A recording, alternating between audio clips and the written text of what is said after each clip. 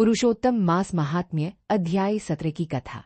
पुरुषोत्तम मास महात्म्य के 17वें अध्याय में भगवान श्रीकृष्ण राजा दृढ़धन्वा और उनकी धर्मपत्नी गुणवती की कथा का वर्णन करते हैं। प्राचीन समय में दृढ़धन्वा नामक एक धर्मनिष्ठ राजा राज्य करते थे। उनकी पत्नी गुणवती अत्यंत पतिव्रता, दयालु और भगवान विष्णु की परम भक्त थीं। दोनों पति पत्नी धर्म, दान और भक्ति में सदैव तत्पर रहते थे। फिर भी उन्हें संतान का सुख प्राप्त नहीं था। एक बार महर्षियों ने उन्हें पुरुषोत्तम मास का व्रत करने की सलाह दी। ऋषियों ने बताया कि यह मास स्वयं भगवान पुरुषोत्तम श्रीहरि को अत्यंत प्रिय है और इसके व्रत, जप, दान तथा कथा श्रवण से सभी मनोकामनाएं पूर्ण होती हैं।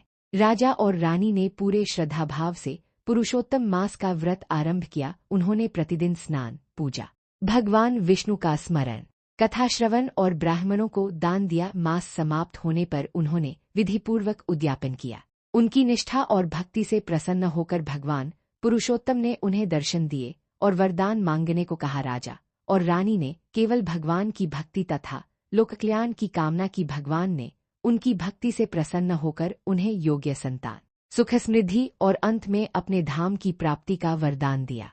इस प्रकार पुरुषोत्तम मास के प्रभाव से राजा दृढ़धन्वा और रानी गुणवती का जीवन सफल हो गया। ये कथा सिखाती है कि पुरुषोत्तम मास में श्रद्धा, भक्ति, दान और व्रत करने से भगवान विष्णु की विशेष कृपा प्राप्त होती है तथा सभी कष्ट दूर होते हैं। कथा का संदेश।